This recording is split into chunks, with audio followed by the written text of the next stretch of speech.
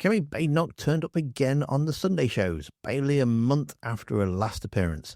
It's bank holiday weekend when most people are switching off, and I should imagine most MPs have gone away, seeing it's half term. So you've got to ask yourself, why is the leader of the opposition back in the studio instead of letting her last round of media coverage breathe? Well, I think it's quite simple. She's panicking. She's losing ground fast, Reform are overtaking the Tories in the polls, and the grassroots are relentless. Her MPs are openly gossiping about bringing Boris Johnson back, heavens forbid, and if this isn't firefighting, I'm not really sure what it is. It's clear she's not appearing from a position of strength, and she's obviously trying to claw back some relevance before Reform finishes the job. Problem is that she refuses to put any policies out, and she says that she won't chase polls like Nigel Farage, and yet here she is less than a month later because the Tories have slipped into fourth place. And without those clear policies, all she's doing is just lobbing attacks at Farage and Starmer and even Boris's shadow. It's like a desperate swing in every direction, hoping that something will land.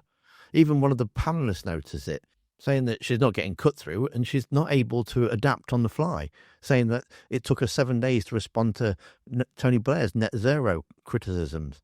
I thought Labour were doing bad with their comms, but this isn't a comms strategy, it's just crisis strategy. Your 12-point adrift of Reform in the polls, there's gossip amongst your backbenchers and local councillors. Is it really annoying to you that people keep talking about the return of Boris Johnson?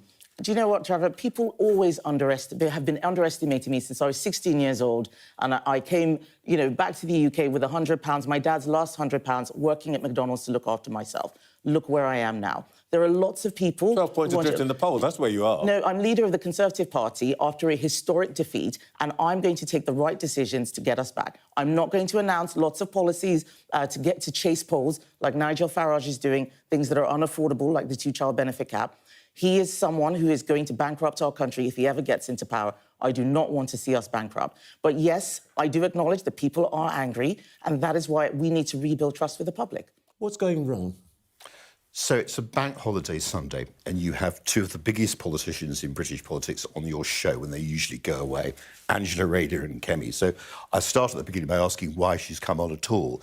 And she's come on because she's low in the polls, she's not doing very well, the Conservatives are in trouble, and she's come on to attack the government. Well, that's great. As a Conservative, I thought she did that very well. But she has to do better. So in the next few months, I hope to see her and the Conservatives come on and say more about what they would do and not just attack the government, which is fine.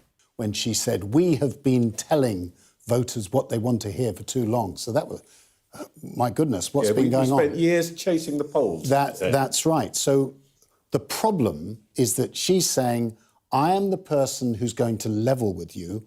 I'm going to tell you hard truths, but we don't know what the policy is because she's taking her time. Now, some of that may be justified, but as Paul says, at some point, you need to start coming up with some very specific policies, especially now that Boris Johnson is liberated, having, we just heard, had a fourth child. So he's got a bit more time on his hands, perhaps. Actually, ninth child, Lionel. There is a declining birth rate, so thank goodness for Boris Johnson on this count. Yeah, the problem for Kemi Badenoch is that she's getting squeezed at the moment because Nigel Farage has sort of entered the group chat, as you will. She is completely getting squeezed. And the other thing is it's interesting what Paul said about how she's come, and she has done your show quite regularly, and it's a great show to do. But she, I think, really struggles to get any sort of cut through or relevance. Now, being leader of the opposition is always a difficult gig. I've advised leaders of the opposition. It's even more difficult when you have someone like Nigel Farage. But what she doesn't do is she isn't particularly visible a lot of the time. A lot of, Conservative grassroots people say she's not around. They feel like Robert Jenrick is much more active than she is. She has opportunities to attack the government. She doesn't take them. At Prime Minister's question, she's quite leaden. There's a couple of weeks ago, Tony Blair came out and attacked net zero. It took her 7 days for the penny to drop, that this was quite a good attack line. Even at the last PMQs, when Keir Starmer did this kind of U-turn on winter fuel, she sort of didn't. She sort of stuck to inflation. Now, I think the Conservative Party will keep her until this time next year.